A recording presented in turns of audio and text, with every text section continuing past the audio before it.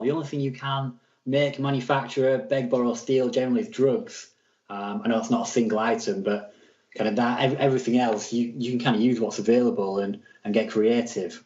But for kit, I carry on me. I generally carry three things: pen, a torch, and a knife. And I think I probably would pick the knife out of those because it's useful. I always miss it when it's not with me for really silly tasks. Yeah. Did you have? You said about your medical bag, the one you took first, your 511. Yep. Your second bag, because I had problems before, especially in the Arab states. If it looks military, you're going to get stopped by customs. Did you have any problems with customs, that kind of thing? Between all of those, we had over 160 bags. We just for the pure quantity, and as I'm sure you're aware, filming, most of that's pelly cases and black bags just to keep it all uniform. So it fitted in quite well. I mean, we just had I can't say they picked on my med kit for any particular reason. In fact, if anything, they left it alone compared to everything else that was there. Sweet. Good stuff.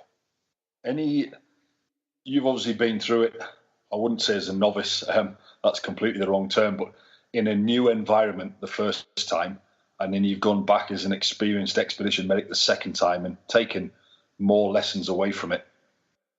What general top tips would you give to anybody that's wanting to get into expedition medicine or that's perhaps signed up to go on one and is in the middle of preparing now? Just work on your, as you've said many times, work on your advanced knowledge, know exactly what you're going into as much as you can. But from a medical standpoint, expect everything to break. So the one thing you can always rely on is your knowledge. So I just say, get on as many courses as you can, as many different environments and situations, and always be thinking kind of what if I've not got this kit? What if it's, plan A doesn't work? Because you can never take that away from you. It's always there. Yeah, I like that. That's Chris's mantra. Knowledge weighs nothing, and expect everything to break. Hence, I take duct tape. Yeah. And one of the phrases I've heard many times, which I swear by now, is you never rise to the occasion. You fall to your level of training. Like it. I like that. Great mantra. Big fan of that. Yeah, excellent. Thank you. Yeah, it's when the wheel comes off and there's nothing else around you, you've only got what you fall back on. Yeah, I like that. That's essentially why we've designed the Red Course, to take healthcare professionals out of the hospital or out of the urban and ambulance environment and get them to think outside the box, do the planning process, the medical emergency response plan, consider the pre-trip questionnaires, how they're going to carry the med kit, what they're going to do in each environment, and then go through scenario-based training in the jungle, on the mountains, working around helicopters, just to kind of get that exposure and get used to critical thinking with limited resources.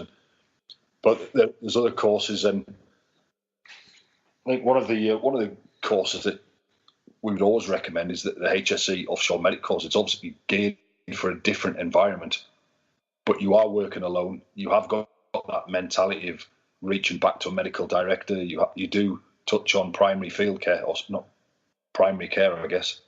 So I don't know. Do you agree with that the HSE Offshore Medic course was good preparation for this kind of environment? Yeah, I mean, it depends on your. I've seen various courses to talk to different levels, I'll be honest. But yeah, when people think of offshore, it's not necessarily the offshore environment it's focused towards. It's the remoteness of it, which is what you're getting on the expedition. The advice I give you, I have done that course now. I hadn't when I did both these expeditions, but I'd use that as a basis of kind of, like you say, bringing your awareness up. And what I've personally done is I did that course, and I'd already done quite a lot of it before, like I say, with the wound care and things, but take each part of that and then go into it further and try and get more training in each element. Yeah, I couldn't agree more. It's a good bolt-on baseline course after the paramedic, and it complements with things like wilderness first responder, wilderness EMT, the advanced wilderness life support course, wound care courses, even tactical medicine to a certain degree, and the Red course. So, what are your future plans? Are you going back on an oil rig, or you got any plans to go on expeditions, or are we going to see you out in Guatemala? Well, I'm hoping through a mutual friend of ours to get on the your first Red Med course, which Fantastic. would be definitely a worthwhile. I think that's from what I've read on it. Everything I wish I'd have known, you seem to cover beforehand. So it'd be nice to, even though that might not be, like I said, task specific. It'd be nice to know you've kind of had some experience, like you say, get as much of it you can, so you can modify what you've kind of been in before and learn to what you need at the time. But for me at the minute, I'm a bit of a jack of all trades. I've kind of not, by the medicine side, I've not really specialised. So I came back yesterday from offshore. I'll see what's in there, because that's quite nice for the old work-life balance. You're away a bit, but you get a good old stint back at home. But yeah, I keep up with the ambulance work, because again, working offshore, you have all these qualifications, you learn all the skills in the course, but you're not hoping to use them, and you very rarely do. So it's nice to go back working frontline and get those skills and drills back. But I'm always keeping my eye open for the next expedition. That's where the fun's really to be had. Absolutely, yeah. But you can't go wrong with continued ambulance work. As you said, you fall back on what you know and what's in ground. Yeah, I mean, it's not just the skills and drills. You quite often cannulating and using your advanced skills working when you're answering 999 calls, but you just don't lose the basics of just communication. And quite often you're going in, the information you've got is not what the job is, and you've kind of got to work out what's going on before you even really start. Yeah, real Dr. House differential diagnosis, and just the fact you're dealing with patients all the time to kind of reduce the stress and get accustomed to communicating with patients and working through the whole process. It's you can't go wrong with that. That's 90% of the job, I think. Yeah, definitely where the bread and butter. Well, we've reserved a hammock for you anyway. I wouldn't say a hotel room, but we've reserved a hammock for you for the Red Med course in April. So hopefully we'll see you out here. Happy days. We own hotel rooms. Train hard, fight hard. Absolutely. No, it's an 8-day course, 6 days of which are in hotels. Obviously, we go out in the field during the day, come back to the hotel to rest and recuperate. But we do have 2 days out in the field, one in the jungle, one on a mountain. A good blend of search and rescue operations, jungle survival, whitewater rafting, remote medical clinics, triage, active shooters, prolonged field care, heat, cold, altitudes, snakes, spiders, scorpions, medical emergency response plans, like all the stuff we wish we knew before we deployed. Yeah, I don't think there's much you've missed out, I'll be honest, looking at the syllabus. You can tell we've learnt a lot of lessons and made a lot of mistakes over the years. But I think that's where the best learning comes. Everyone makes mistakes, but it's not being caught out that second time.